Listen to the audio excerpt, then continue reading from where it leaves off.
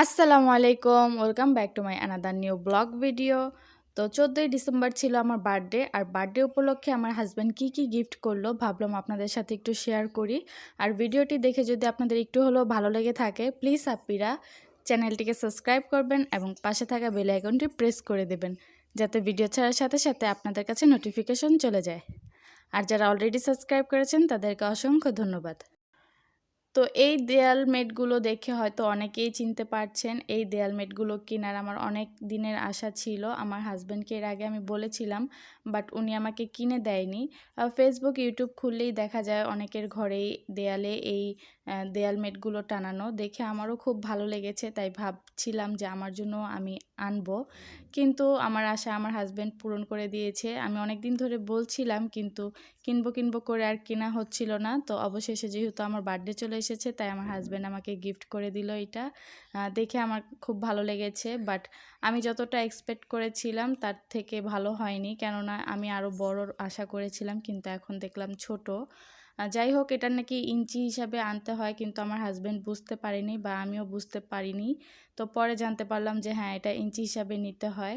যাই হোক, তারপরে একটা ননস্টিকের সেট আমার হাজব্যান্ড আমাকে গিফট করেছে, তো আমি ভাবলাম এটাও আপনাদেরকে একটু দেখাই। আর এই ননস্টিকের সেটটা ছিল কিয়াম ব্র্যান্ডের, আর 7 পিসের একটা সেট ছিল। আর এটা কিন্তু মার্বেল কোটিং ছিল না, এটা একটা কাস্টিং কোটিং না কি যেন বলে, ওই টাইপের ছিল। তো এটার সাথে ছিল একটা ফ্রাই প্যান, তারপরে একটা মিল পট। এই পটটার ভিতরে অনেক কিছুই রান্না করা যাবে, যেমন চা, কফি, দুধ গরম করা যাবে, স্যুপ রান্না করা যাবে, মানে ছোটোখাটো সব কিছুই এটাতে করা যাবে। তারপরে যেটা বের করছি এটা হলো একটি কড়াই ননস্টিকের, বাট এটা কিন্তু দেখতে খুব সুন্দর গোলুমোলু ছিল। আমার কাছে এই কড়াইটা বেশ ভালো লেগেছে।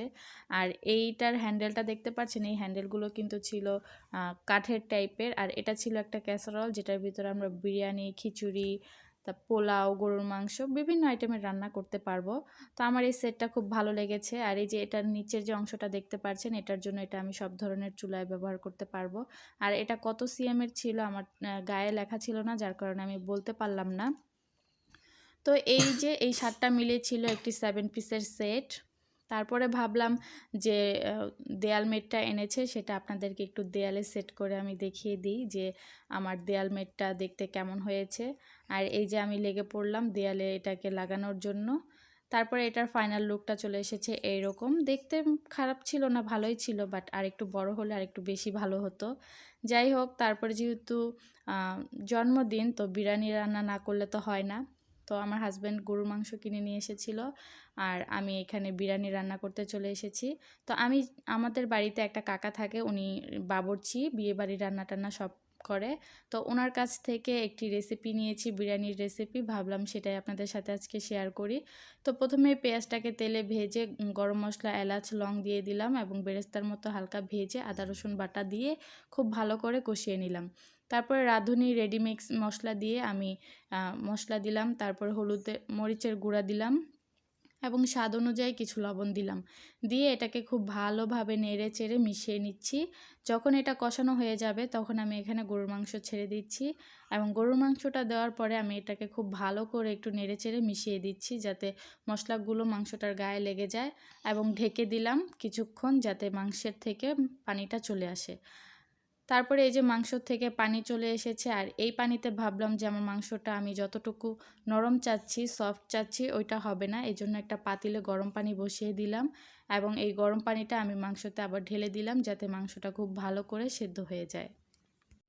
ঢাকনা দিয়ে কতক্ষণ রেখে দিলাম, এবং মাংসটা যখন সফট হয়ে গিয়েছে তখন আমি এখানে কিছু কিশমিশ, আলু বাখারা এবং বাবুর্চিদের হাতের যে স্পেশাল বিরিয়ানির মশলাটা থাকে, আমি সেই মশলাটা দিয়ে দিলাম এবং টমেটো সস দিয়ে দিলাম। এখন দিয়ে এটাকে খুব ভালো করে মিশিয়ে নেড়েচেড়ে নিচ্ছি। তারপরে দিলাম একটু আলু, এবং আলু দিয়েও খুব ভালো করে এটাকে নেড়েচেড়ে ঢাকা দিয়ে রেখে দেব, যাতে করে আলুটা সেদ্ধ হয়ে যায়।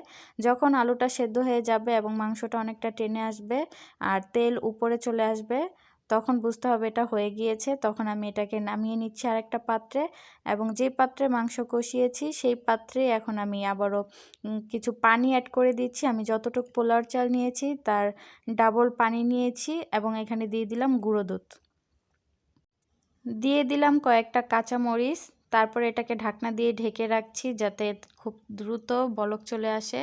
আর যখন এটা বলক চলে আসবে তখন আমি এখানে চাল দিয়ে দিচ্ছি। আমি চালটাকে আগে ধুয়ে ঝরিয়ে রেখেছিলাম একটা ঝুড়িতে, এখন সেই চালটা দিয়ে খুব ভালো করে নেড়েচেড়ে দিচ্ছি।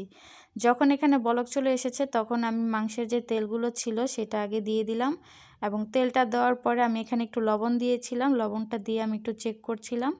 তারপরে আমি এখানে মাংসটা দিয়ে দিচ্ছি। অলরেডি মাংসতে লবণ আছে, তাই আপনারা স্বাদ অনুযায়ী লবণটা দিয়ে দিবেন। তারপরে খুব ভালো করে নেড়েচেড়ে যখন পানিটা টেনে আসবে তখন আমি এটাকে আবারও একটু নেড়েচেড়ে দিচ্ছি যাতে সাইডের তেলগুলো মাঝখানে চলে আসে। তারপরে একটা ঢাকনা দিয়ে ঢেকে রাখবো, আর নিচে একটা তাওয়া বসিয়ে দিয়েছি যাতে এটা নিচে লেগে না যায়। তারপরে দেখতে পাচ্ছেন এই তো আমার বিরিয়ানিটা হয়ে গিয়েছে আর অনেকটা ঝরঝরে হয়েছে। এটা কিন্তু খেতেও খুব মজা হয়েছিল। এই পর্যন্ত ভিডিওটি যদি আপনাদের ভালো লেগে থাকে প্লিজ লাইক, শেয়ার, সাবস্ক্রাইব। আল্লাহ হাফেজ।